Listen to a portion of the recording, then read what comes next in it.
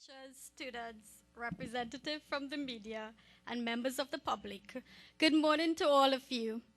I want to extend a warm welcome to our symposium, Dr. Rudranath Capildeo, Great Caribbean Intellectual of the 20th Century.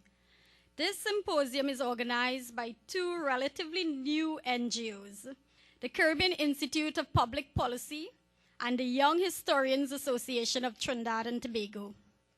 The Caribbean Institute of Public Policy has been in existence for the past year and has already organized a few seminars. The last one addressed constitutional developments in Trinidad.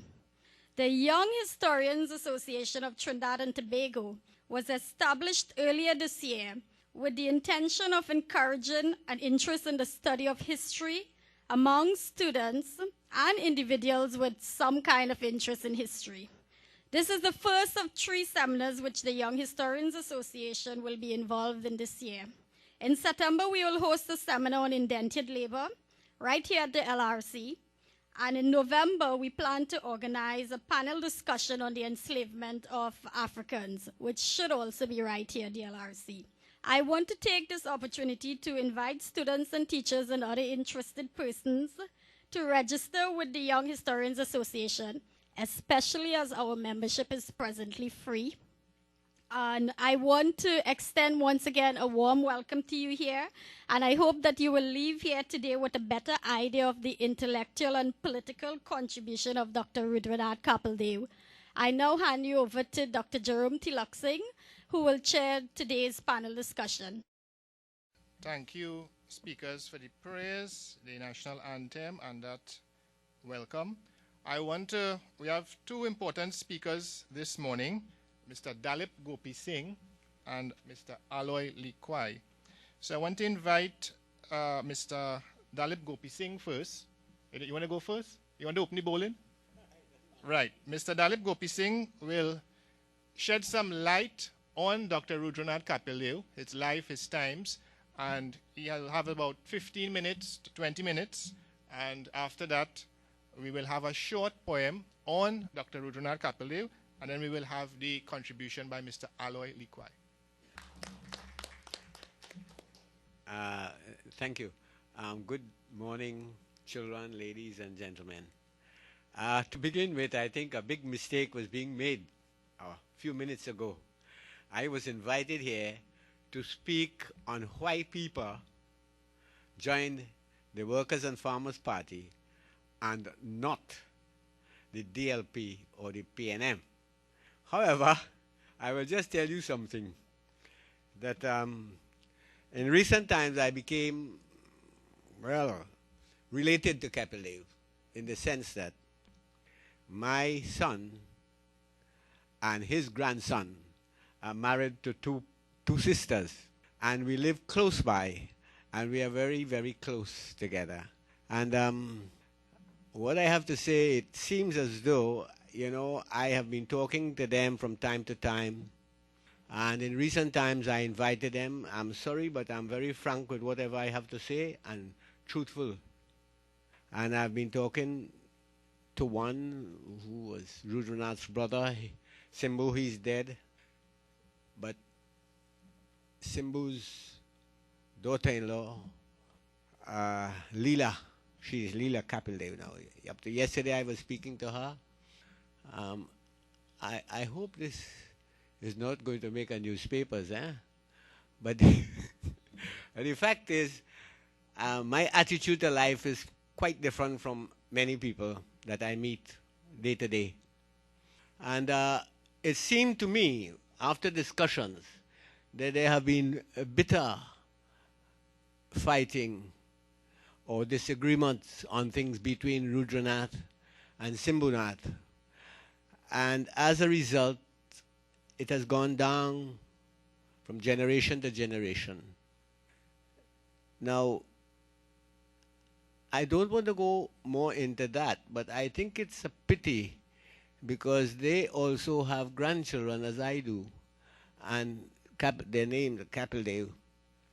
And I am learning so much. One is just 9 months old, and I'm amazed of the way I meet him every day, this little child. And then there's one 5 years old. And I'm amazed, really. And I'm convinced that sometimes, the genes of people move from one generation to another. And to me, the things those children do and what they say, and some of them, the little child can't speak yet, but the reaction is great. And I don't want to go in further, but to go to the subject on which I was asked to speak. I think Mr. Teelucksingh mixed up some things and he put me in this business.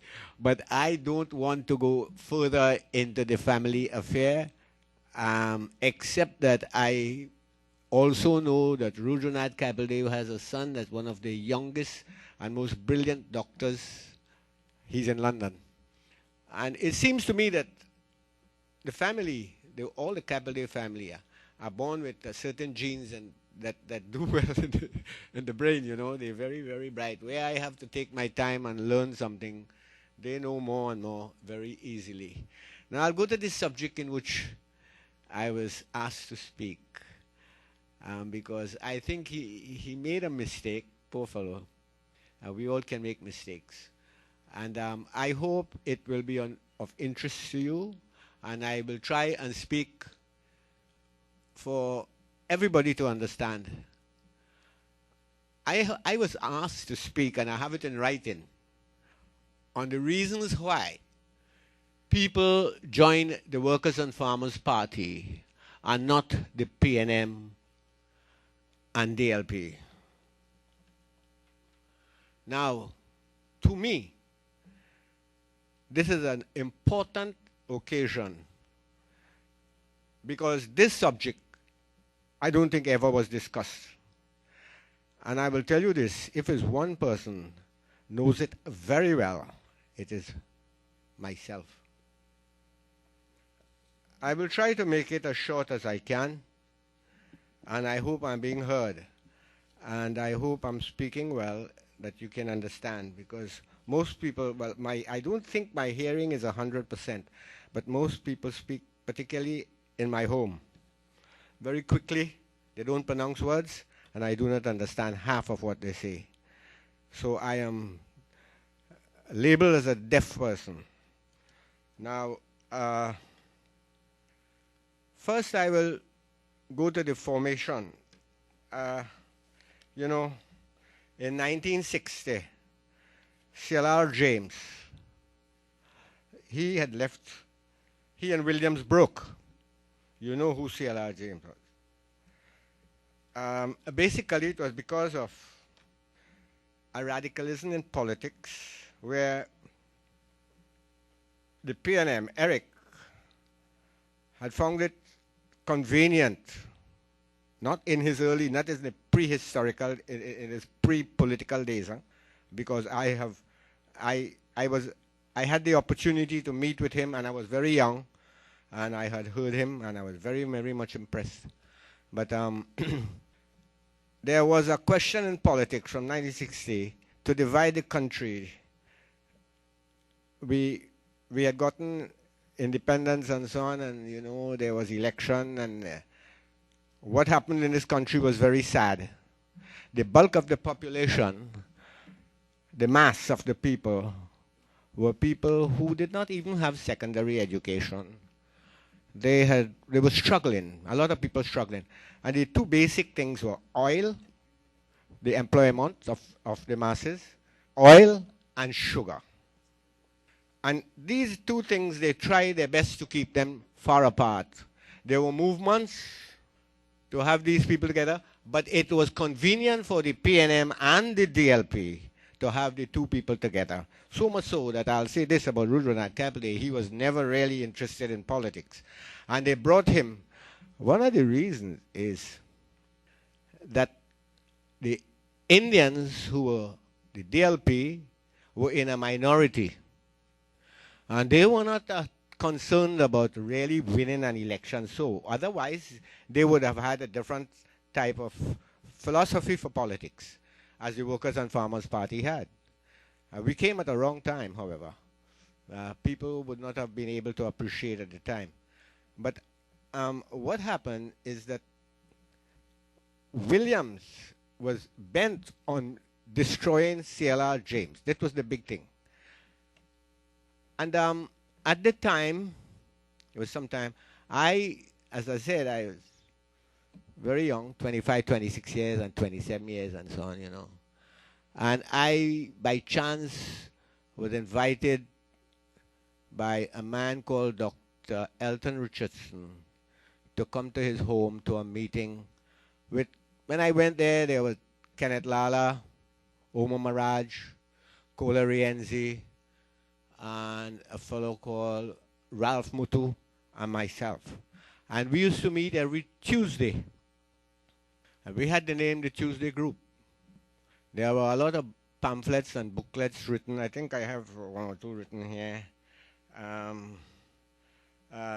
Revolution of Evolution, or Evolution. That was one of the books that Elton wrote. But we all sat and discussed things and so on and so on and so on. And in 1965, William brought a commission in Banifo. This was a direct attempt to destroy CLR James, to keep him in jail if possible, because he was under house arrest. And you see, these things are so close that I don't know if I should follow the little notes I put. My whole memory is coming back. And CLR came to report on the cricket for the Manchester Guardian. And I had left my home. I born in a family of 10 sisters, and you would understand I don't want to even go further into that. And I left my home and went to stay at a friend because I was on my way going back to London in a few months. Because I came back to Trinidad. I was in London for a short time. And I came back to Trinidad because I wasn't well.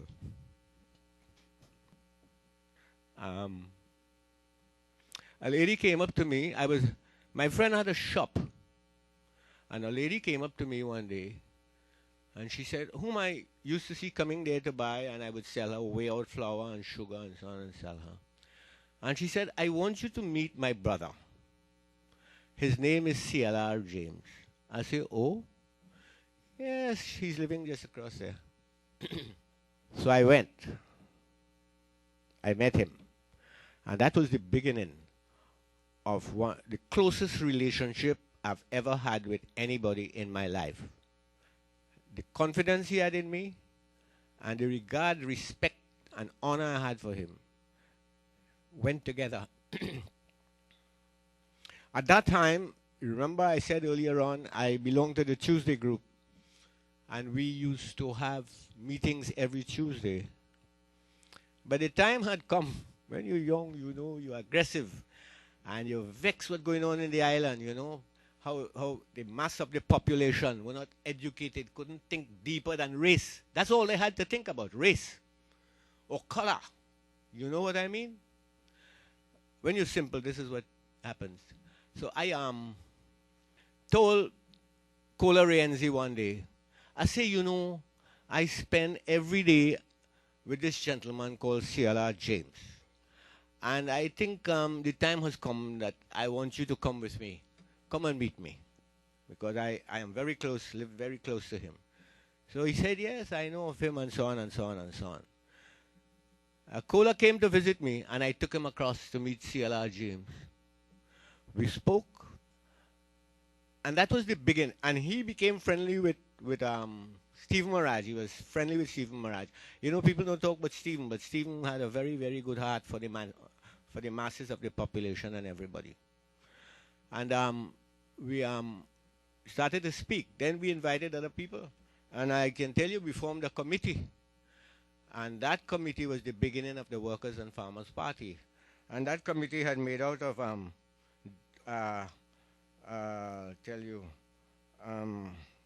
it was Elton. No, sorry, not Elton. It was Kola, CLR, Steve Maraj, and myself. There's where we started with meetings. And it grew. And we had people like Dr. Dubé and Clive Nunez and Turton. Turton was back here some time ago, and Pandey picked him up. And Pandey also, there's where he started. And so from that committee, it grew. And the thing that struck me most is when we had meetings, regular meetings. Now I'm talking about the Workers' and Farmers' Party. It was formed. And we had people, George Weeks, M.A.S.A. Khan, and these fellas. And when we meet, the discussions we would have would all be in the interest of the masses of the population, not at the expense of, because the society was relatively one class, relatively of one class. But it's the people from England and America and so on that control the economy. And this was the whole thing. And Dubé and James and a lot of people felt for employment and better livelihood, our basis should be on agriculture. And and a lot of fellows from the university, James Millett and all these fellows, to come home. Oh, incidentally, I had to take him home because he was under house arrest. And then when he was released, he went to London. And when he came back to write for the Manchester Garden, the police all over. And he used to live by his sister's home, the same lady who had met me. And what happened is that she was ill with cancer. And it was she alone. And he was on bed. He was not a very strong guy. He was tall. His brain functioned extremely well. And his memory was superb. I don't know if anybody in the world could be like that. And he told me he wants a place to live, to find a place. At that time, we were so close that I thought I had just gotten married. I had one little child. So I said, look, I better take you up, put you in my van. I had a little van I used to sell in the night because I was involved in a little factory business. And I took him home in Curep, Linden Street, Curep. And there is where he spent his time. He was amazing. He was never a problem to me. I enjoyed his company very, very much. One thing, there were a lot of good people coming to see him. But at that time, a lot of them were university undergrads. They didn't have, and people were afraid of Williams. When I tell you afraid, afraid. I know I suffered as a result. Because I used to manufacture little things, and they started to put the pressure on me. Simple. But however, the workers and farmers, we struggled. And I'll tell you something, I don't think anybody knows, will think it this way. But C.L.R. James knew very well that we could not have won the election because the people were not aware of what important issues in life are, rather than the external appearances. He knew that. We have meetings. But you know, C.L.R. told me something. You know, I was talking, I remember so many things. He told me one day, you know Dalip? He called me Dalip. I don't know why until recently I found out that is how my name should be. That's how it's spelled. It's an Indian name. And he said, you remind me of Disraeli? I said, why did you say that? Why? I wasn't very much aware. I knew Disraeli was Prime Minister in England, isn't it? He said, well, you know, you believe everything you say, you know. Up to this day, I try to find out what is it I said that he did not agree with. He never told me. But in the final analysis, what really happened was that James, as and I said earlier on a sentence or two before, I don't think anybody knows this, but I am, was and am, and will be, continue to be assured that the Workers and Farmers Party, he knew we couldn't go anywhere but to plant a seed in this country, which he wouldn't benefit. He never cared about money or material things. I've never seen that. I am sure I have. I am sure, and I know that I have the authority to talk about that without fear to anybody, right? I think my time is up almost. But the fact is, what is happening today, I am in the society, I am very happy that there are more people with greater values for the society. And I am looking forward very much that this country, the politics of it, will change very soon. Thank you very, very much. Thank you for listening. Thank you, Mr. Gopi Singh, and apologies for that, not properly introducing him and the topic and thing, because as he would have realized, chief cook and bottle washer, so I had to arrange some of the props outside, like the refreshments and thing. So I was a bit jaded, but thank you for that very insightful piece there. I want to invite now to the podium the individual who just said the Islamic prayer to give a short poem on Dr. Capildeo, and after that I'll introduce the next speaker. Honored members of the head table, respected brothers and sisters, children, I'm to give an alphabetical tribute to Dr. Rudranath Capildeo. I hope it will be an inspiration to the young brothers and sisters here. A. Ambition was the boat that took him through life's uncharted waters. B. Benevolence was the smile he gave whenever he went. C. Confession of the truth without fear was the kiss he always sent. D. Determination to achieve success was his oil of endeavor. E. Exuberance was the coffee that kept him awake in his work. F. Fortitude prevented him from being grounded when the tides of life were low. G. Golden can be said of his days in politics. H. Humility was his key to open the doors of greatness. I. Integrity was his garb against corruption. J. Justice was the passport that took him to the pinnacle of life. K. Kindness was the cup of tea he served to mankind. L. Love was the condensed milk with which he sweetened his life. M. Mastery in mathematics and physics was the wine of success he drank. N. Neglect of his fellow countrymen by others was always a burning candle in his heart. O. Order was his way of adding beauty to life. P. Politeness was his ornament he displayed at all times.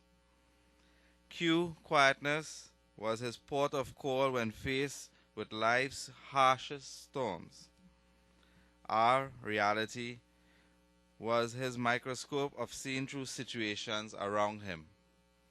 S. Sympathy was his flag that wafted in the breeze of sorrow. T. Truth was his dye to change the color of a troubled state. U. Unity was his bell that continuously toiled. V. Versed was he in his teaching of the Bhagavad Gita. W. Willingness was his answer to call of life. X. Exercise of his mind was achieved through diligent workouts on the field of intellect play. Y. Youth was his spring that prepared him for his winter years. Zeal was his ladder to reach the top. I thank you.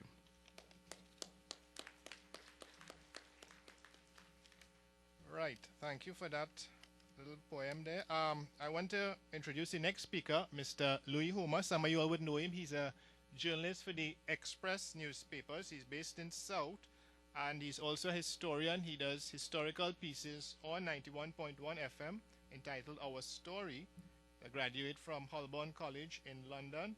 And he has been doing a lot of displays, Chinese arrival, and he has an exhibition planned for the abolition of the slave trade.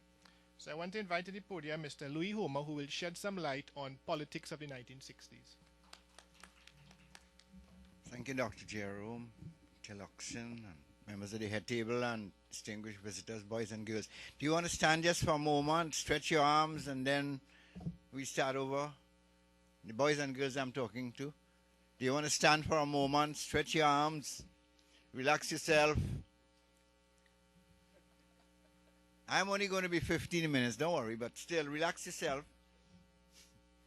Okay? Now, when I was invited by Dr. Teelucksingh to speak, he had asked me to speak on the influence of Dr. Capildeo on the Trinidad and Tobago Society. Now, it's difficult to divorce Dr. Capildeo from politics and other disciplines.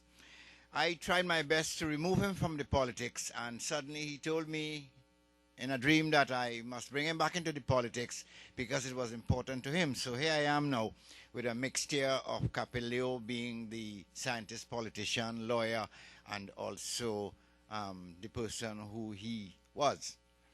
Now, he was undoubtedly a man of extraordinary intelligence and one gifted in the study of science and mathematics. Yet, as a politician, he did not seem to possess what was required to lead as a political party which was riddled with self-seekers and people whose ambition was to achieve power and prestige at the expense of intellectualism, which was the hallmark of Capildeo. Had Capildeo been invited to join the Democratic Labour Party by entering through the front door and not through a window of opportunity, perhaps the outcome might have been different. Now, before his entry into politics in 1961, the genius of Capildeo was available to the wider intellectual audience, but seldom to the ordinary man in Trinidad and Tobago. In fact, it was not until he entered local politics that the name Rudy Capildeo surfaced as a Trinidadian.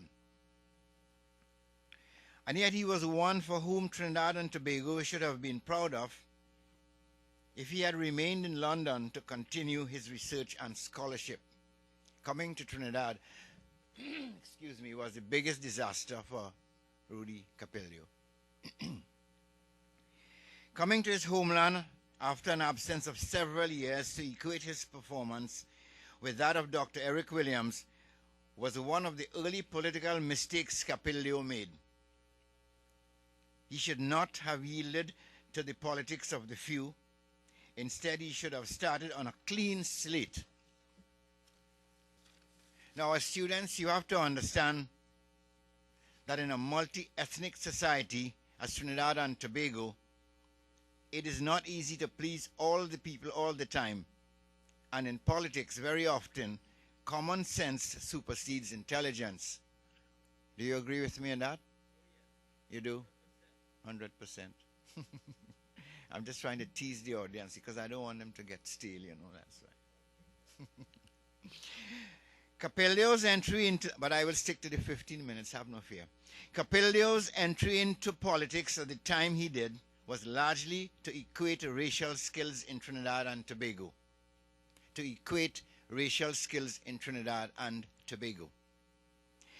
Ken Hill, an MP from Jamaica, had described Capildeo's entry into politics as an opportunity to provide, and I quote Ken Hill, an intellectual equal to Williams, end of quote. In fact, the term Dr. Politics in Trinidad and Tobago started when Capildeo took over the leadership of the DLP, while Williams was at the helm of the PNM. For purposes of this discussion and the time allotted to me, I do not prepare to recite Capildeo's academic performance, which began at QRC and ended in London, where he obtained his doctorate using as his dissertation the flexia problem in elasticity, which earned him his doctorate in a very special way. Now, Capildeo, the scientist, mathematician, had manifested his commitment to the higher understanding of the nature of space and time, and to some extent his research in certain areas had challenged Einstein's theory of special relativity. Capildeo's theory of rotation and gravity, which came to be known as Capildeo's theory, had relevant implications in the early outer space expedition in the 1960s and 70s. This was well known, but the credits did not come to Rudy Capildeo. To the world audience, Capildeo made a dynamic contribution to science and technology, which no other Trinidadian had done before. But locally, we tend to see him as a politician and not the gifted scientist he was. What then did he have to offer students like you coming into the world of work? Apart from research, Capildeo held several teaching assignments, both locally and abroad, and he excelled in all the areas. Between 1947 and 58, he taught at the University College in London and also at the University of Khartoum in the Sudan. In 1959, he returned to Trinidad to become principal of Trinidad's Polytechnic School. Now, at the Polytechnic, the curriculum was geared towards teaching students to write the GCE advanced level and also training them to obtain external degrees, which was then offered by universities abroad. I think they still do, but that was the system at that time. In fact, Capildeo can be regarded as the pioneer in Trinidad and Tobago in tertiary education at the level of what is now called extramural studies. He was a gifted educator who delivered impressive lectures to large audiences and manifested his skill as a mathematician to solve many of his problems. Ironically, mathematics did not work for him when he entered the field of politics, as he was outnumbered on many occasions by several members of the party's old guard executive. As the debater, Capildeo manifested that he had a logical mind and a clear understanding of all the theories in mathematics, and I assure you, in that field he had no equal. He knew Einstein's theory of relativity inside out. But not only did he perform well as a lecturer, he also wrote several books, including one on vector algebra and mechanics. And even as he pursued his research with diligence, he found time to study law and became a member of that noble profession in 1956. The study of law to him was like an extracurricular activity, or perhaps like a hobby. It is now 37 years since Capildeo died, but I believe that the full potential of his worth and work has not been fully explored, especially in local circles. And I would hope that out of this conversation we are having here this morning, people would become interested in taking a deeper and wider look at Rudranath Capildeo, the genius in his time. Capildeo was to governments past and present what Adrian Cola Rienzi was to the trade union movement. A forgotten hero whose worth and work can only surface again if you insist on the resurrection of Rudy. This center at which we are meeting was named after Capildeo. It says nothing for the man. What it really is, simply an outpost of the Ministry of Education, housing as it does some sections of the Port of Spain office that they could not find place for. But this is not enough. because this building is in no way concretizes the visions of Capildeo. Perhaps one day the annual mathematics scholarships would be renamed the Rudranath Capildeo Mathematics Scholarships, and perhaps the newly established University of Trinidad and Tobago would develop an academic chair for science and name it after him. This perhaps would put his soul to rest, instead of having it hovering in the political arenas. But there is still room and time for much more. Bestowing on him the Trinity Cross in 1969, 1 year before he died at age 50, is not enough. Just not enough. Perhaps it would have been better if he had entered into the literary field like his nephew V.S. Naipaul, who did and became very popular. But I don't think Capildeo possessed the means to be popular. His approach to politics clearly demonstrated that aspect. I submit that intelligence is not only about being an academic. Intelligence is about the power of knowing many things, including the art of politics, and harvesting the facts of life and passing them on to people at all levels, including you students who are here listening to something about Rudy Capildeo. Capildeo's performance as a politician was far lower than what was expected of him by the vast majority. I had indicated earlier that I would not involve myself in the politics of Capildeo, but it seems to me that if I left out the politics of Capildeo, it might not bring home what I want to say about the man. And in the end, I want to extricate him from all the criticisms that have been leveled against Rudy Capildeo. So this is the reason why I must introduce the political aspect in my submission. Now, an analysis of his political performance by Yogendra K. Malik of the Institute of Race Relations in Britain showed that Capildeo did not possess the quality of leadership. Quoting from Malik's book, which is entitled East Indians in Trinidad, he stated, and I quote, "One of the greatest failures of the East Indian community was in its inability to produce intellectually matured and secular political leadership." I thought I heard that said somewhere sometime not too long ago. That is not included in the quote. Malik goes on to say, and I'm quoting him again, "None of the East Indian leaders of the DLP was capable of providing intellectually enlightened and dedicated leadership." End of quote. It's Malik, not me. And Malik said, and I'm quoting him, "It was only after bitter factional fights that Dr. Capildeo became leader of the party. And Capildeo was not a politician.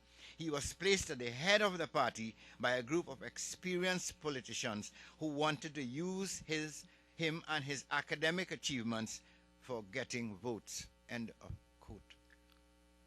So Malik is saying that.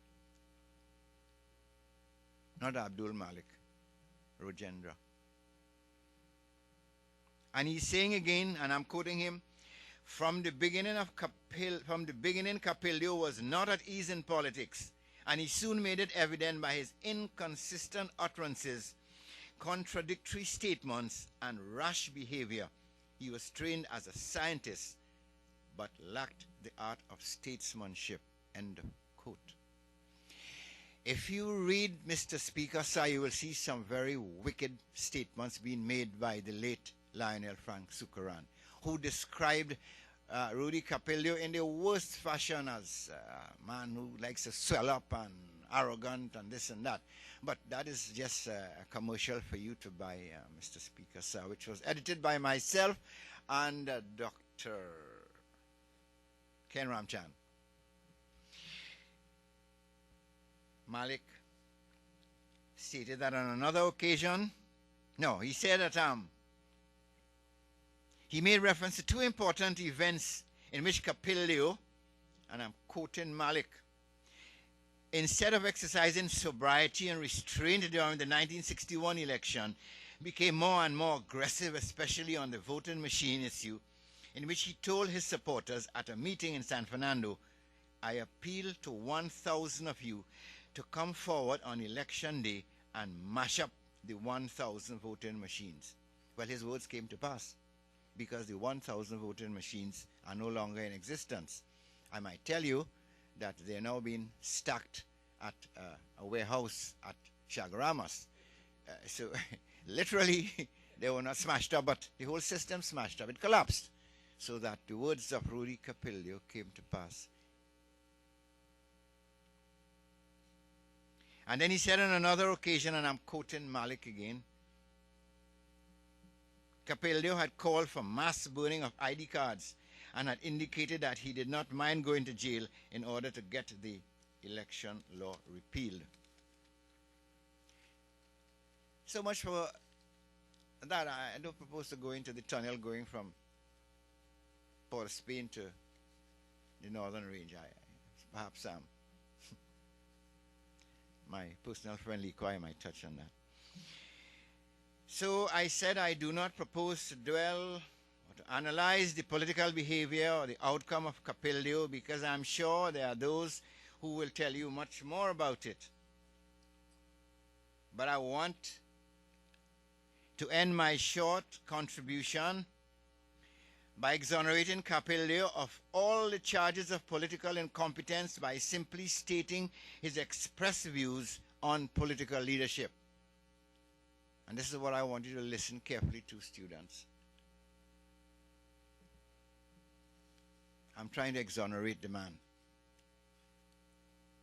So I must submit cogent reasons why I want to exonerate him.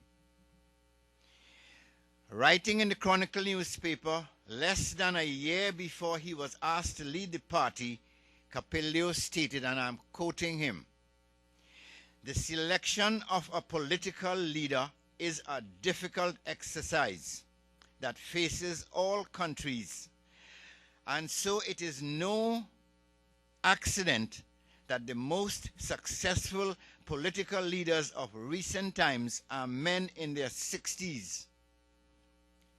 And this notion makes politics a game for the average man." End of quote. And I'm going to repeat that statement. I'm going to repeat that writing. I have 5 minutes more, but I don't need all of it. The selection of a political leader is a difficult exercise that faces all countries, and so it is no accident that the most successful political leaders of recent times are men in their 60s, and his notion makes politics a game for average men. It is clear, therefore, that those who were associated with the plan to make him a leader did not read the writings on the wall, nor what he wrote in the newspaper. If they did, they would have left him out of the game of politics. To me, Capildeo was a genius and not an average man who had not yet reached 60 years. And those who had forced him into the game, which was reserved for old and average men, should apologize for taking him to the Ganges when his heart was truly yearning to simply be a part of the Karuni River, which had given him all the sustenance he needed to become the genius that he was. And I thank you.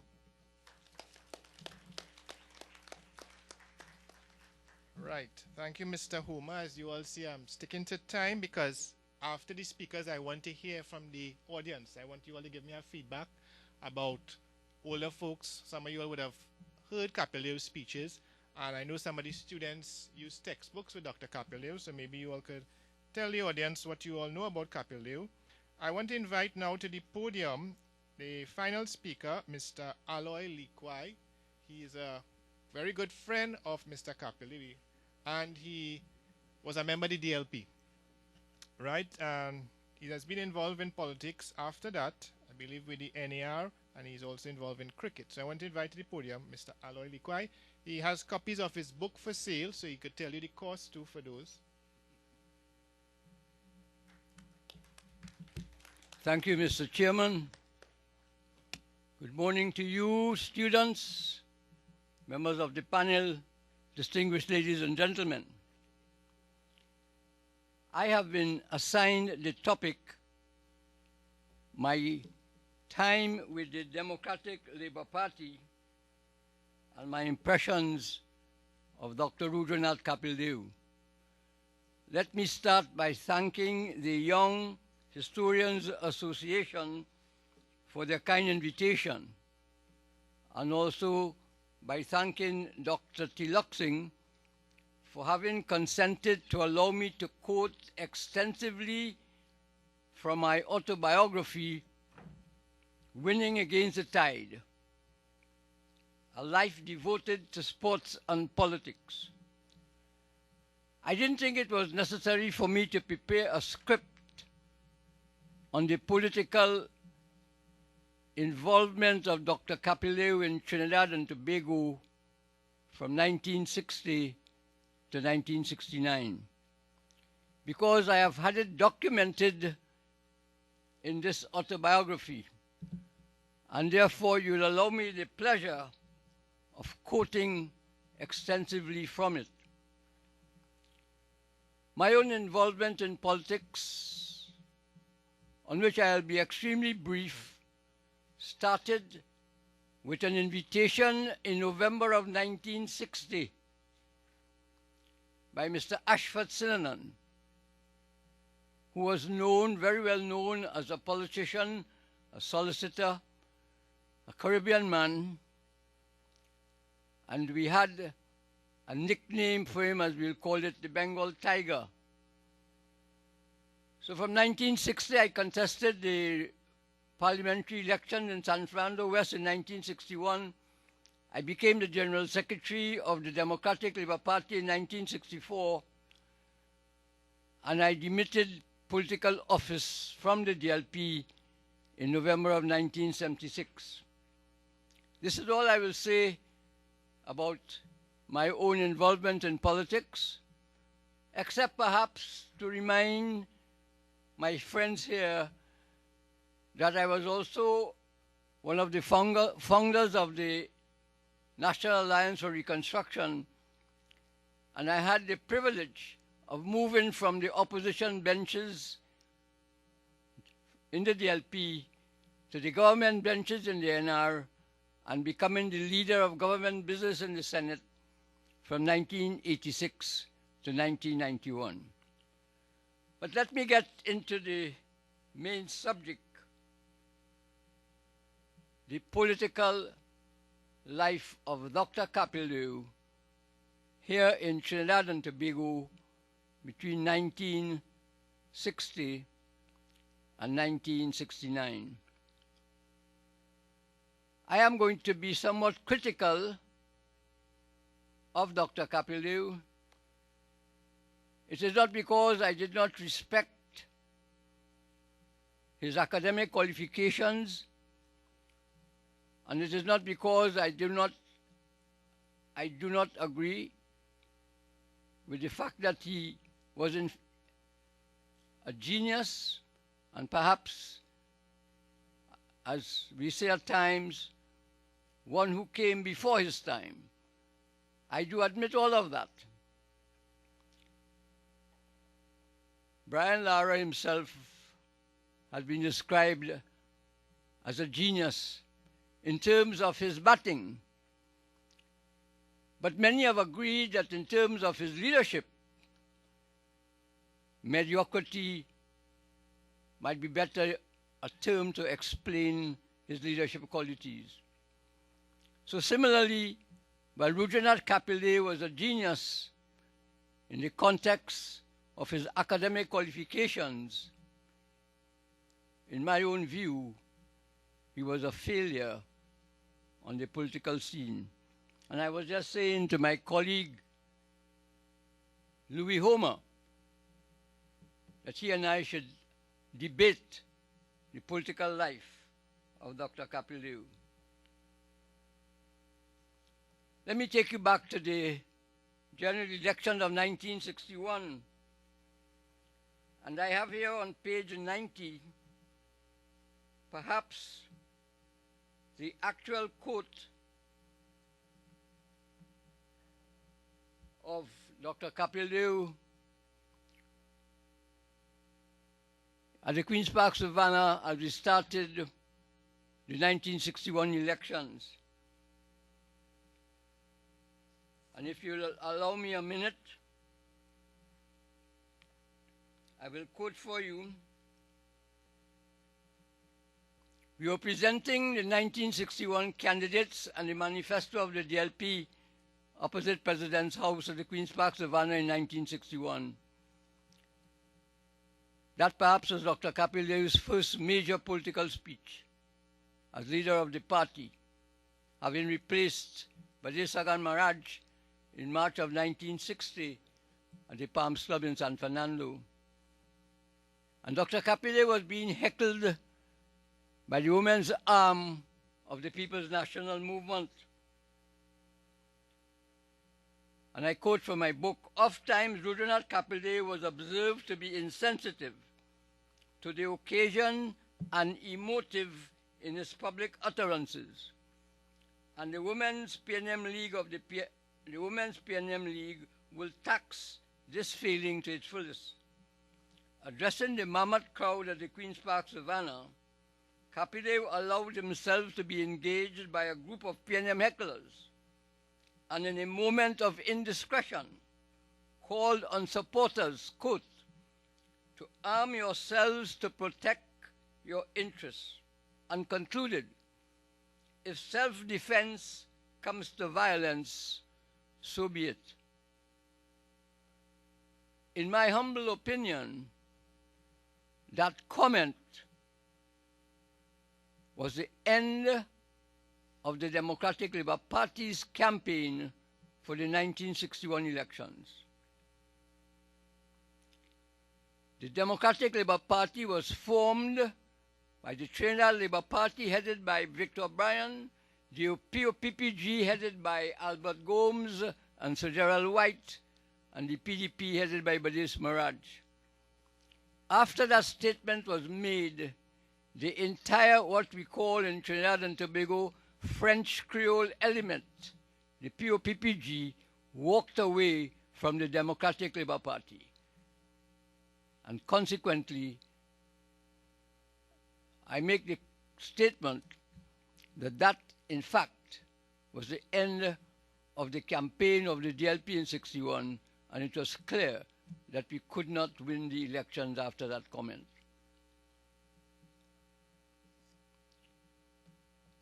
In San Fernando, a few days after, as Mr. Homer just said, this is what Dr. Capildeo said: "Today I have come, but I have not come to bring peace, but to bring a sword." I'm quoting. He went on, and I quote, "I appeal to 1,000 of you to come forward on election day and smash up 1,000 voting machines. Burn your identification cards," he continued. And that was the end of the quote. Fearful, these are my own comments now, that such reckless behavior could lead into civil disobedience, the more sober but critical support groups in the party will become tentative, and the disenchanted black or Africans will return to their roots. This is to suggest that those of the PNM who were graduating to the DLP will now return to their roots.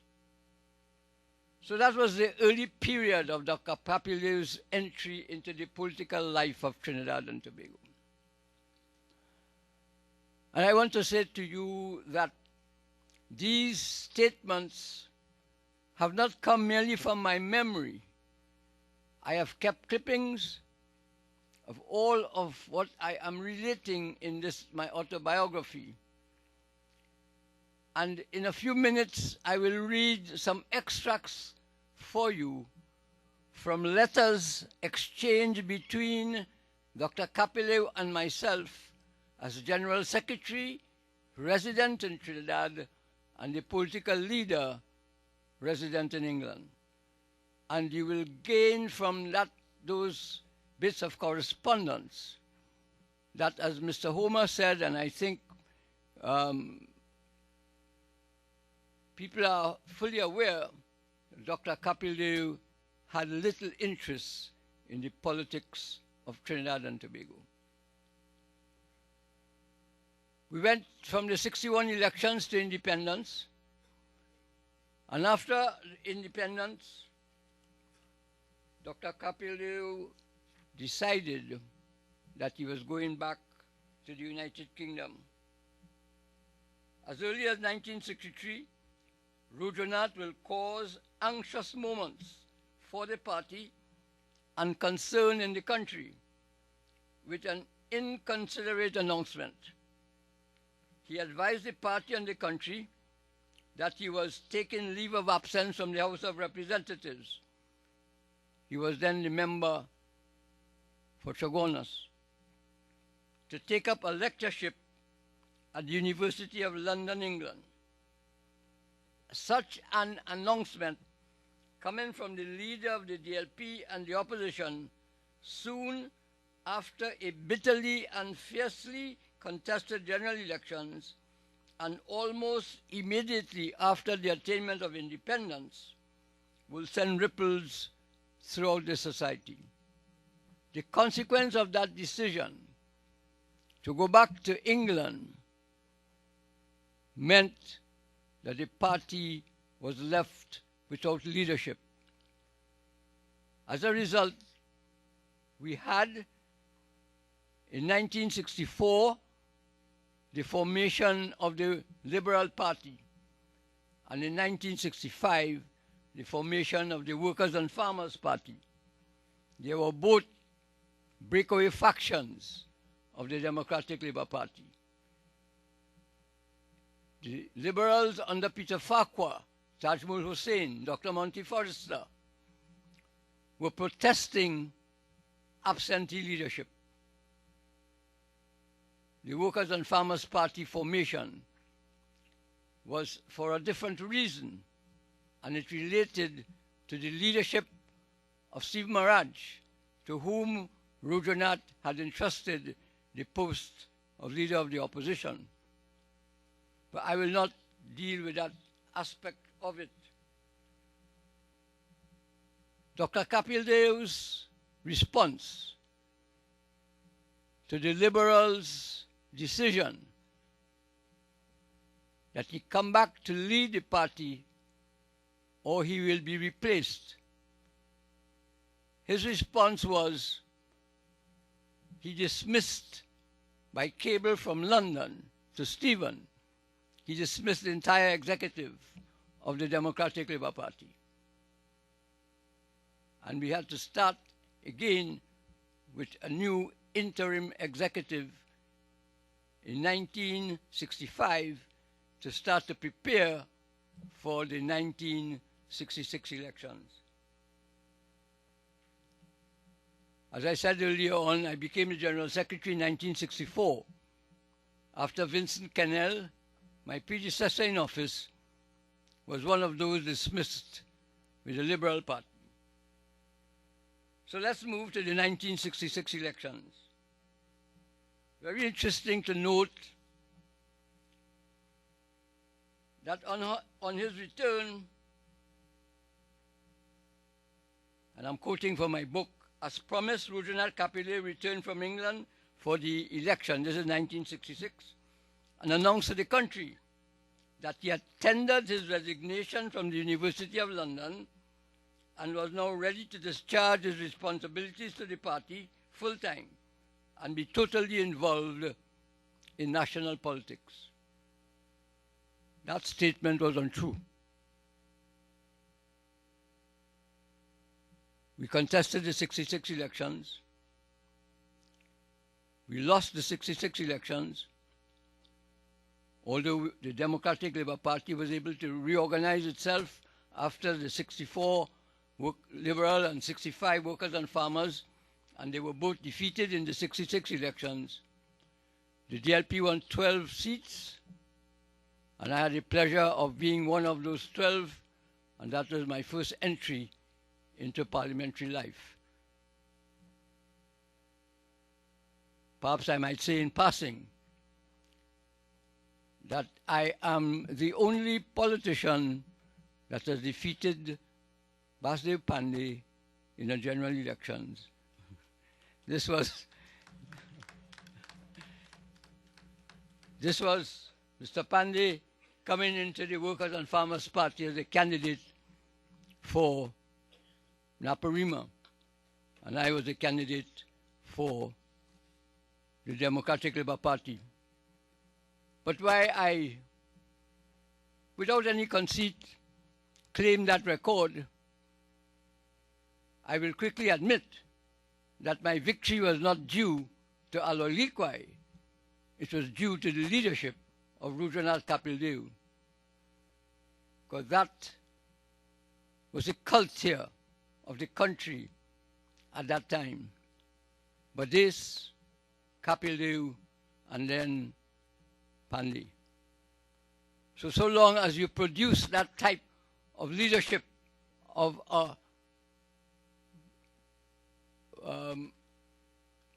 ethnic bias, you could be assured that in what Lloyd Best called the Karani-Naparima seats, that if you were a candidate, you would have been successful. So what happened after 66? Dr. Capildeo very astutely decided that he was going to impose a period of silence on the 12 of us in the parliament as a protest against the voting machines. And for 18 months, we sat in the parliament drawing our salaries, but not participating in the affairs of the country. In the meantime, although Dr. Capildeo has said, and I will repeat, I was now ready to discharge my responsibilities to the party full-time and be totally involved in national politics, Dr. Capildeo called an executive meeting, asked for 2 years leave of absence after the 66 elections, and returned to England. He had never resigned his appointment. He was on extended leave from the university. Let me come to the unhappy ending of Dr. Capildeo's association with the Democratic Labour Party. And that was in 1969. On the 6th of April of 1967, he had returned to England. And he said to that executive meeting that he had called to grant him the 2 years leave, I do not want 1 day more than 2 years. I will be back after those 2 years. 6th of April 1969. I want to turn to page 114. At a special conference convened at the Naparima Bowl, San Fernando on July 27, 1969, I had the unfortunate responsibility of General Secretary to propose, quote, this conference of delegates of the Democratic Labour Party pass a vote of no confidence in the leadership of Dr. Rudranath Capildeo and declare the office of political leader vacant. Dr. Capildeo, some people say, and I have no evidence, but he had an agreement with Dr. Williams to have extended leave of absence from the Parliament. You know of the recent situation with Mr. Basdev Pandey and leave from Parliament. And after a time, the Speaker of the House, obviously with the knowledge of Dr. Williams, decided that he was granting Dr. Capildeo no further leave of absence. And when we approached him in England through correspondence, that the seat will be declared vacant if he did not come back, He did not respond, and he allowed the seat to be declared vacant. And we had no choice after that to declare his leadership of the party also vacant through that motion of no confidence that was passed by a conference of just over 400 people, 400 delegates at the Naprima Bowl on the 27th of July, 1969.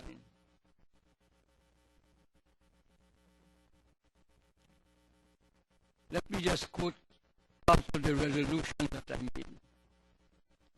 Let us clear the first hurdle in building an organization that can demand respect, that can win the confidence of the electorate, and that will take us across new borders.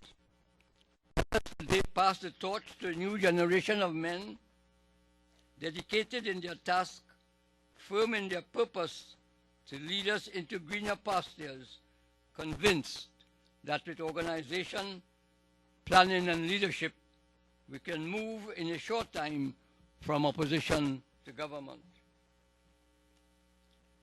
So that, in terms of the Democratic Labour Party and Dr. Capildeo's leadership, was the end.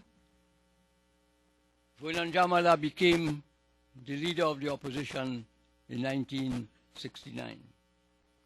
Let me quickly move to the letters that I spoke to you about. And let me say to the young historians that the original of these letters are at the library of the University of the West Indies. When I published this book, I invited my friend Surin Capildeo, the nephew of Rudranath, to hand over those original letters to the head of the library at the university so that students could have a look at it in their own time. I want just to quickly quote three small parts. This was April of 1966. My dear Aloy, we were asking him to come back in time for a particular no confidence debate in the parliament. And this is what he said. This I feel will not be good. I should return once and for all. He was saying, I am not coming back just for the debate. When I come back, it will be once and for all. And as I said to you earlier on, that never took place. And the two final quotes that I want to leave with you on page 311 and 317. 3rd of July 1967. Dear Aloy, I shall be returning to Trinidad at my own time of choosing, which is sooner than you think. And finally, final letter that you wrote to me, I just want to quote that especially because it tells us,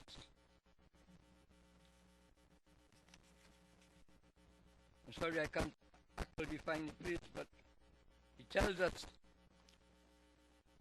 that he was coming back with a heavy heart, having to leave behind all of the work that he was doing at the University of London. I hope that I've been able to capture for you, particularly the young ones here, some of the political life of Trinidad and Tobago during that period from independence to 1969-70.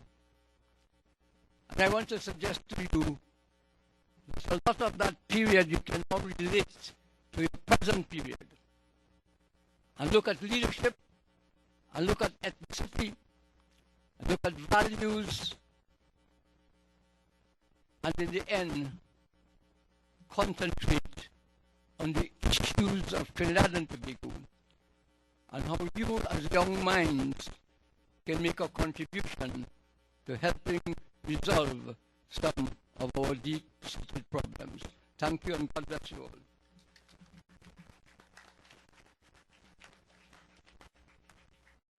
Thank you very much, Mr. Likwai, Mr. Gopi Singh, and as you know, Mr. Homer, the journalist, left just now. He had to go back. Now, this is the part of the program where I'm allowing responses from the students and other guests. Now, you have to keep your responses short, and I expect it to be of a certain level. I don't want you to come and start to old talk here, and I don't want you to make a speech longer than the speakers up here either. I want to acknowledge the presence of Mr. Mahesh Mathura of Claxonby. He used to be a good friend of Capildeo. I want to thank him for coming, and maybe you could say some words after the first person. I want to invite Mr. Paras Ramuta. We have 2 microphones in the aisles there, so you could use those microphones, Mr. Ramuta. He is a journalist, a well-known journalist. He writes for news agencies, prolific writer. He is the chairman of the Kuva Talparo region, won a national award, and counselor of the corporation. And I want to invite him to say a few words, then maybe Mr. Mahesh Mathura, and then John Ramsaran and other members of the public. Thank you, Mr. Chairman. First of all, let me congratulate you for taking this initiative to host this very serious deliberation on Dr. Rudranath Capildeo. I think this is the first of its kind. And I think Mr. Homer alluded to the fact that he more or less has been a lost piece in this country because people seem to forget him. And it's to your credit, sir, that you have opted to rekindle the Capildeo vision for Trinidad and Tobago. Mr. Chairman, I heard Mr. Likwai, his clarion call for the young people of this country, and indeed not only the young people, but for all of us to look at the politics in our country, look at the situation and see how we can enhance it from the doldrums we are now leading ourselves to. I have, Mr. Chairman, I've given you a copy of a clipping that 45 years ago at Independence Day when Dr. Capildeo and Dr. Williams addressed our first parliament, and I would appreciate if you can just wait for them to see, Dr. Capildeo in his usual youth. That's 45 years ago. So that tells you that the kind of affinity and the respect I have for Dr. Capildeo. I also have in my possession, well, not with me here, but at home, the speech he gave when he came back from the Independence Conference in Marlborough House in 1962. Mr. Chairman, in the interest of time, I want to suggest one thing, and that is that some of us here, maybe your good self with your, fresh state of mind and intelligence and acumen, that undertake a study of Dr. Capildeo, write a book, a local input on Dr. Capildeo, some kind of historical and academic analysis of his contribution to our socio-economic and political development. I think that will set us in good stead, and that will be the framework from which we can further spread the word of Dr. Capildeo for his democratic socialism, his role for independence in 1962, the conference, Marlborough Conference, his speeches, principally Mr. Rico could bear me out, intermittently, his budget contributions over the years. He used to come from London specifically to address our budget, to talk on the budget. And there are facts, there are figures, there is information, there are ideas in those speeches which are still relevant today. And we see today's government applying to use some of his ideas. So I think Dr. Capildeo, he has gone 37 years ago. On the 12th of this month, had him 37 years ago since he has gone. But we as young people, we as people who admire him for legacy purposes should rekindle his message. And I humbly submit that we write a book on his career. And thank you very much, Mr. Chairman. Thank you very much, Mr. Ramuta. I don't know if Mr. Mahesh Mathura wants to say a few words, right, at the microphone, and then I could invite John Ramsaran to say a few words.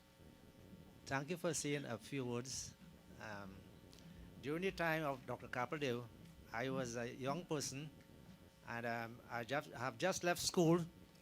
And at that time, people couldn't get jobs, clerical jobs, and so I was disappointed that Dr. Capildeo didn't lead the country, so that some of us, there was ethnicity in jobs and whatnot, and we couldn't get employment. I remained a long time without a job until I was a taxi driver, and after some years, I got a job at telephone company and I was a telephone technician. So thank you very much. I have much to say. Right.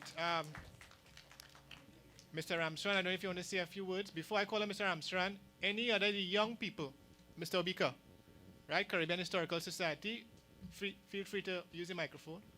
I know he has a strong voice and he could speak from there. All right, this is Mr. Obika. He's also involved in a lot of cultural activities too. Good morning. First of all, I would like to compliment the organizers of this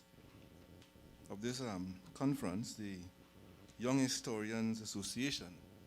I am the president of the Caribbean Historical Society, as well as one of the deputy political leaders of NJAC. And I will certainly commend your efforts. I would like to say that listening to the contributions by your panel this morning, Mr. Gopi Singh, Mr. Homer, Mr. Likwai, that it is absolutely critical for us to revisit, the history of this society, and even more so the social and political history of Trinidad and Tobago. Because even if we were to go back into this period of the 60s in particular, there's much more that needs to be put on the table in terms of us being able to really assimilate and to assess the whole situation that existed at that point in time. For example, you also had the existence of Uriah Buzz Butler and the Butler Party, which was also very much a player on the political scene in the 60s. Butler was still in Parliament in 1961. In fact, he was imprisoned in 66 for squatting, And you had a lot of personalities who were very prominent during that period. And of course, this was the period when Dr. Williams was seeking to establish himself and entrench himself into the politics of Trinidad and Tobago and into the psyche of Trinidad and Tobago. And I believe that we need to revisit this era and to try and to examine exactly what were the major issues that existed at that point in time. It is only when we do that, that we would be able to fully appreciate where we are today, because prior to 1970, the politics of Trinidad and Tobago had, in fact, when we had reached 1970, it had more or less descended into that kind of the PNM DLP situation, which tended to divide rather than unite the society. 1970 was able to launch a direct assault on that politics of division based on ethnicity, all right, and tried to appeal to the society to unite in the national interest on the fundamental issues that relate to the development of our society, okay? And so I believe that this should be a beginning of a series of discussions so that we can go back to examine this situation. Because when we look at where we are today, okay, we have to ask ourselves a lot of questions. What too were the political philosophies that were prevalent during the 60s, that served to inspire people to get involved in political activity? What were the fundamental issues? How we looked at the national economy, all right? And what were the recommendations? So that I would not want to conclude as Mr. Likwai would have his own knowledge and experiences, for he was in the center of the whole activity, to come to his conclusion that Capildeo was a failure. But I would have liked, before coming to that conclusion, to go into, put more information out, all right, as to what really existed during that period. Whether he was a failure, as Castro said, history will absolve him or not, all right? But I think what we need is more information, as to what really existed during that period and what really made Capildeo act the way he acted.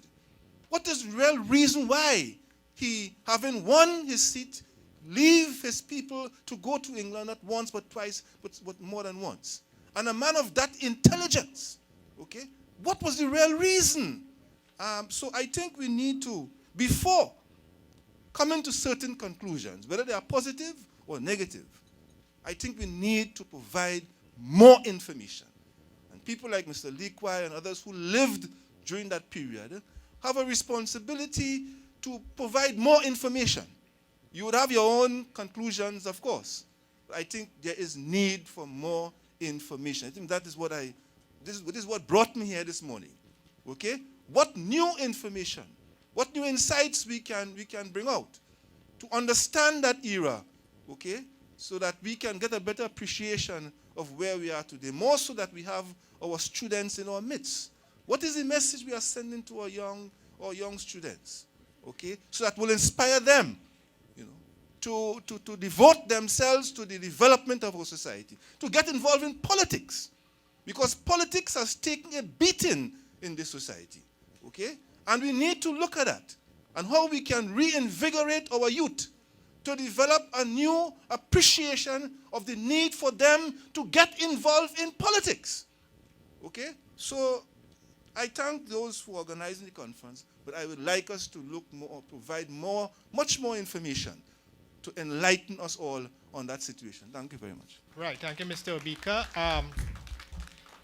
I want to call maybe Mr. Ramsaran to say a few words, just about 5 sentences, short sentences, because I want to invite students from Shagona Senior Comprehensive and St. Augustine Girls High School to say a few words. So while Mr. Ramsaran is speaking, the teachers could decide. You want to say something too? Okay. Right after the students, right?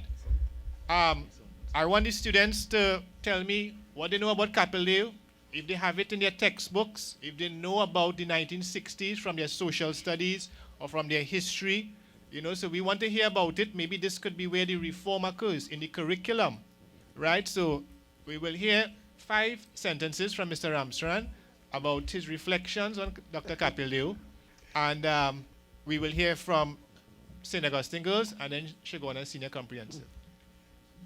My 5 sentences would be, first of all, democratic socialism that led to the breakup of the DLP.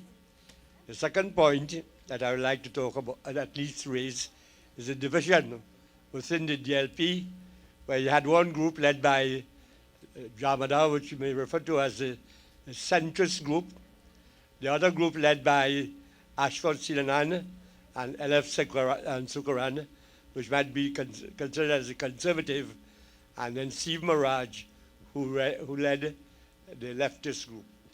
Now this happened after when the Industrial Stabilization Act was passed, and LF Sukaran and I think Ashford Silan gave support to the government.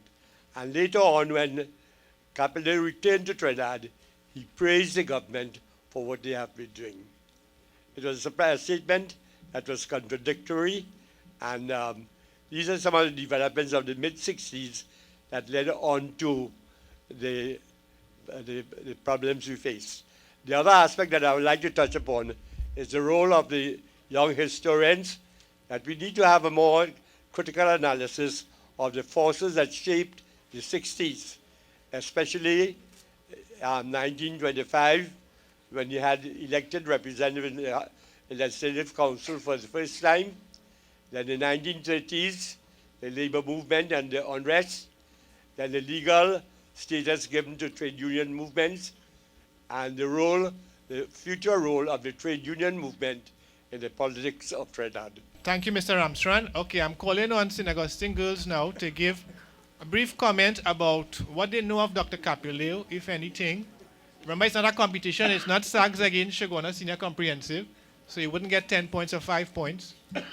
Right? So anything you know about him, if you know nothing, don't feel embarrassed.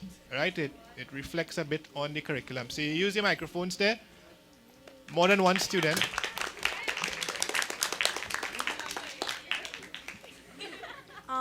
On behalf of St. Augustine Girls High School, we would like to thank all the persons who helped put this together, especially the speakers who have educated us on the history of Dr. Capildeo and on his impact in the politics of Trinidad and Tobago. We found that it was very insightful and educational. From what I personally know, that he was the first opposition leader. And well, we would like to learn more about him because we think our textbooks don't fully educate us about him. Thank you.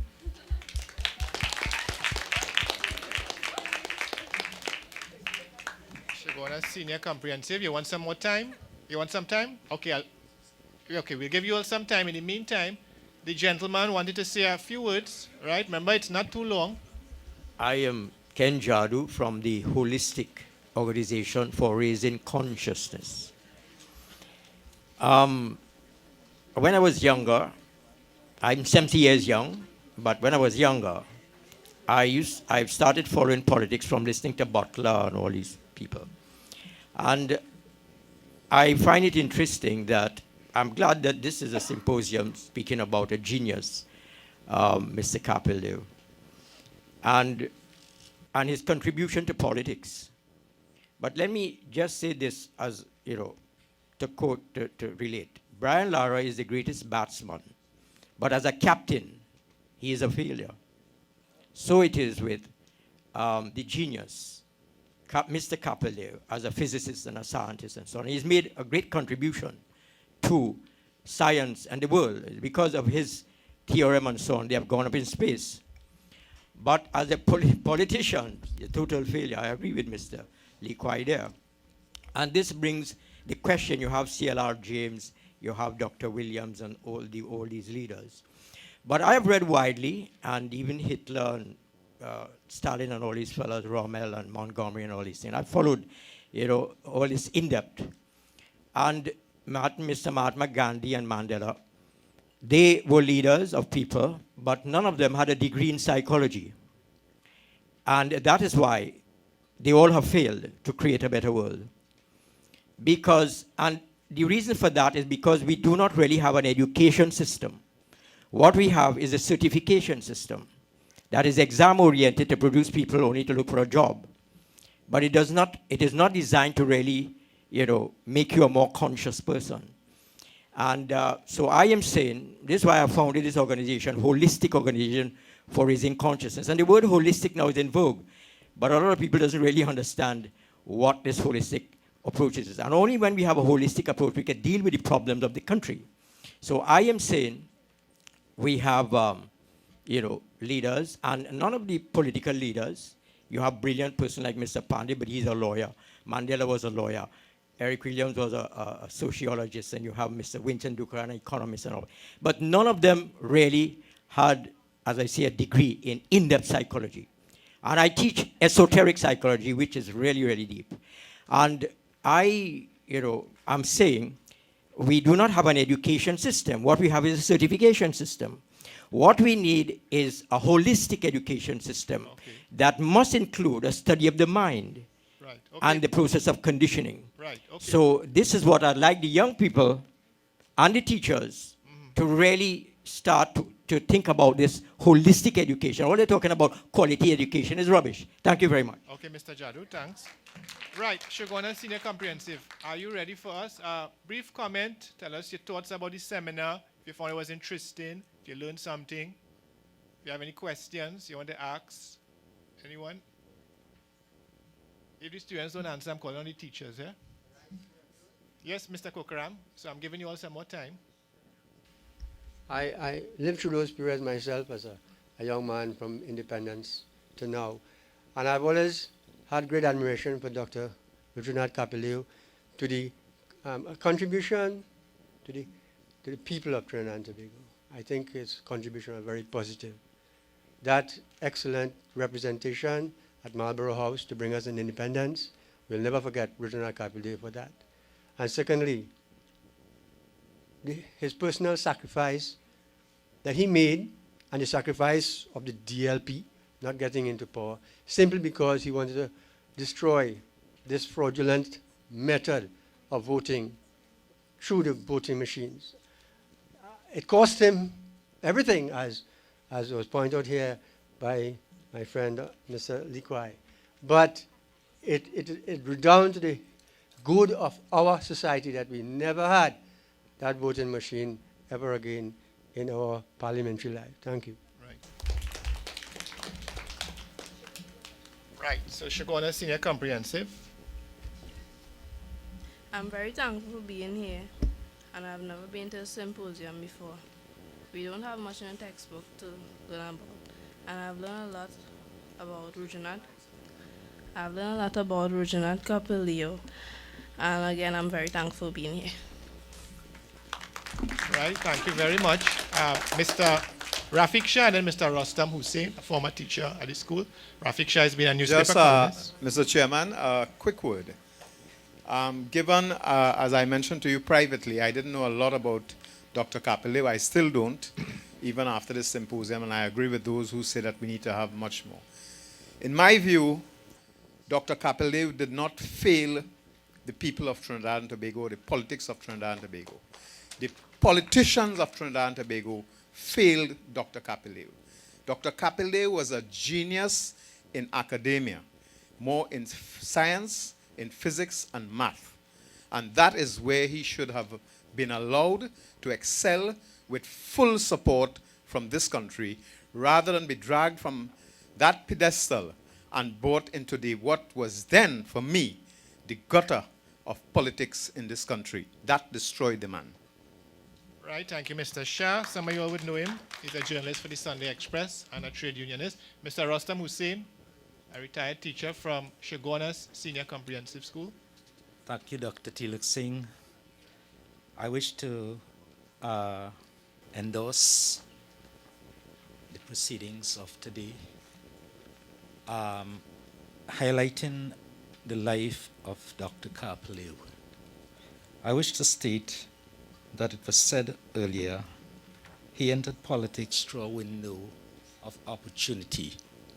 True, in one of my interviews with Lionel Tukaran back in the 80s, he pointed out to me that Dr. Capildeo made his most sterling contribution when he started Marlborough House and ensured that the independent constitution of Trinidad and Tobago was fully well placed and intact. That today, when we see what is happening in our society and the current trend to have that constitution change, we must remember Dr. Rudranath Capildeo for having made his contribution in securing our constitutional rights and freedoms. Thank you. Right, thank you, Mr. Hussain. I want to invite to the microphone Mr. Ramnarayan, a retired principal from Krapi Chaima Junior Sec. He's a close relative of Dr. Capildeo, Dr. Rudranath Capildeo. So maybe Mr. Ramnarayan could say a few words, and then Mr. Lee Kwai will respond to a question from a member of the audience. All right, so Mr. Ramnarayan has music accompanying him. Thank you, Mr. Teelucksingh. I happen to be joined to the Capildeo family as an in-law, and I had very close connection with Mr. Simpunath Capildeo because I knew him quite well. But Dr. Capildeo I did not know very well. I heard more about him than I knew. But I would like to mention this about him. I wish to endorse that his field was a genius in mathematics. He did a lot of fundamental work in matrix algebra and quantum mechanics. He also criticized validly the great Albert Einstein in his theory of relativity. And he was an expert, or quite knowledgeable, in a little-known mathematics treatise called Vedic mathematics. And this is something that I think students can explore. We can learn a lot from what he has done, but I like to endorse perhaps a genius in academics, but not very convincing as a politician. Thank you.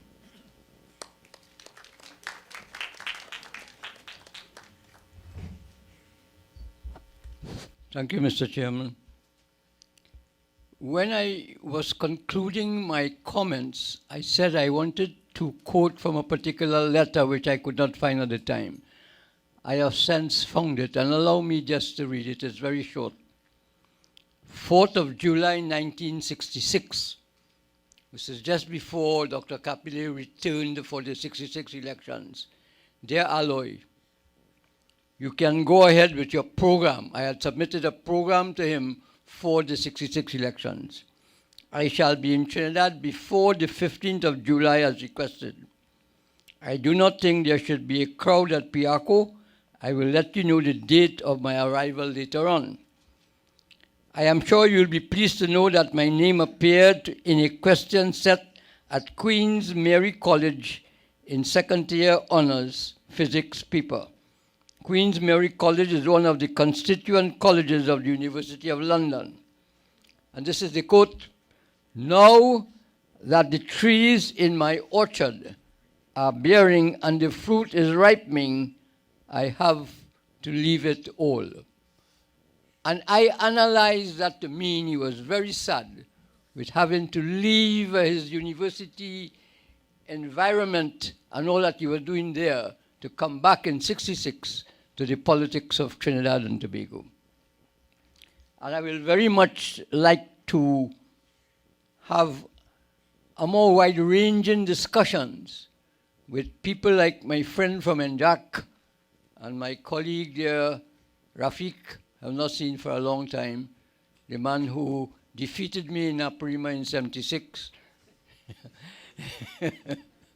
I think we really should have a debate on the whole issue.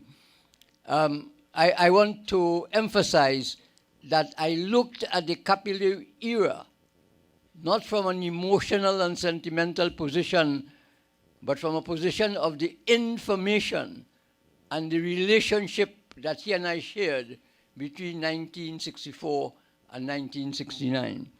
Now, to answer a question that has been posed to me, can you comment on the state of violence in Trinidad and Tobago society, and if any connection with the ongoing politics of Trinidad and Tobago? I suppose the person is referring to the state of violence that exists at present and not in the period that we are discussing, the 60s and the 70s. My own view that the state of violence in the country has nothing directly to do with the politics of Trinidad and Tobago. It has to do with a lot of more wide-ranging issues which will be difficult to discuss at this time. It has to do with family values, with the school system, with the community system, and a whole range of other issues, perhaps indirectly associated with the politics, perhaps indirectly associated with the manner in which our parliament, first past the post, winner take all situation is constructed. So that it is difficult to answer this question in any specific way, except to say that it is not my view that we can directly connect the problems, the societal problem that we are having at present, directly with the politics of Trinidad and Tobago. Okay, any more comments from the audience? Any brief comments from the students? Lach, right? Lach Rampasad, he has been involved. Right, you could use that microphone there. Thank you, Chairman, participants. Well, I'm sorry I was late. I missed the entire, all the deliveries, right? So if I am being redundant and so on, excuse me. Well, firstly, I wanted to emphasize that point. It was my intention to make the point that the situation, the socio-economic and political situation in which Dr. Capildeo operated really needs to be ventilated. if we are to really be, well, judgmental on his contributions, right? And we must understand that he came at a period, well, the PNM won in 56. I think they won by one seat or something like that. And then they were defeated in the federal elections in 58. And then you had these crucial elections in 61 when the Shoup voting machines were brought here, mainly using the southern states to juggle the votes against the black Americans and so on. And then when Capildeo came, this issue of the question of democratic socialism, the program and policy of the party that he was trying to institute, and what I gathered quickly here, the struggles that ensued as a result of him trying to institute that program. He also had the Young Socialist Arm, the youth arm, he called him the Young Socialist. That is a very important issue because it was rejected, no one followed it, and they followed this. We are in this situation today. This situation didn't fall from the sky. You see? And it is their conscious rejection of possible progressive policies that has placed us in this situation. So in this regard, we need to, yes, have some debate and so on, especially on the question of where we go from here ideologically. Thank you. Right. Any comments before I give my final remarks and vote of thanks? Yeah, your microphone, we taping these sessions. Yes, good afternoon to everyone. Good morning. What time is it? Anyway, I'd like to know, there has been statements that made about Dr. Capildeo. However, would it be safe to suggest that people actually produce factual evidence or situations where people could actually know who this man actually is, please? And if that could be done, I'd like to read some of it. Right. Thank you. Right. Let me give my closing remarks and vote of thanks. It's a pity that Dr. Capildeo died at a relatively young age. If he had lived for at least a decade more, he would have won the Nobel Prize in Physics. Probably if he had not become involved in our petty party politics, our stressful party politics, he'd have lived a longer life and made a better academic contribution. His scientific theories and his contributions have been compared to Albert Einstein, as one of the members of the audience mentioned. During the 1960s, there was some old talk that Dr. Eric Williams was the third brightest man in the world. Nobody called Dr. Capildeo a bright man, you know. You know what I used to call him? A mad scientist. Because he had ideas. He was a man beyond his times. He was a visionary. And the propaganda was that he was a mad scientist. Today, I want to tell you all that he wasn't the third brightest man. He wasn't the fourth or the fifth. He was the brightest man in the world at that time. He was a genius. And we fail to recognize genius. And that is very unfortunate in our society. He was the most intelligent man that the world had known in the 1960s. But you know what is so sad about it all is that, not the empty chairs today, but the fact is that if you go in any of our libraries, you cannot get a book on Dr. Capildeo. You cannot find a scientific book he wrote.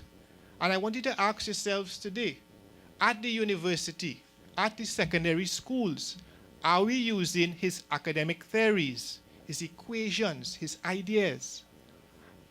Any university in the Caribbean doing this? Now, you know, every year the central bank would have a lecture, the Eric Williams Memorial Lecture. I know this year and past few years, they're also reaching out to the secondary schools. Why don't the central bank have something on Dr. Capildeo annually? Why don't the next institution have an annual lecture on Dr. Capildeo and fund it in the same way that they're doing with the Eric Williams Lecture? I want to see Dr. Capildeo on the curriculum of CXC and CAPE throughout the Caribbean. But not just Dr. Capildeo. We have other founding fathers and mothers of the Caribbean. Elma Francois, Audrey Jeffers. These are women we don't know much about. So we have other people we need to know about. We didn't just have one father of the nation. We had many more people. I want to see more academic conferences being held on Dr. Capildeo. Somebody mentioned about we should try to put together a book. I want to see an academic book, a biography on Dr. Capildeo, So we could go in the library and we could use this book. What I feel we need in Trinidad today, we need a special Heroes Day. And we need a Heroes Day where we could honor some of our forgotten heroes, our unsung heroes. And you know what is sad about it all is that if ever we want to move up from a third world society, we have to start honoring our heroes. And we have to start honoring our academics, the intelligent people, the philosophers. If we don't start honoring the educated people, there wouldn't be that initiative to go to university. There wouldn't be that push to pass your exams, to excel, because we don't honor our academic heroes. Think about it for a while. Do we have a statue in Trinidad of any professor? Do we have a statue of anybody who have excelled? What about V.S. Naipaul? Do we have any statue of him? We don't even have a pothole named after the man. So you see what I'm saying? The educated people, those who have excelled, we need to honor our heroes. We have to go back in the past, just as we did today, and pull out some heroes. We have to go and pull out some more heroes.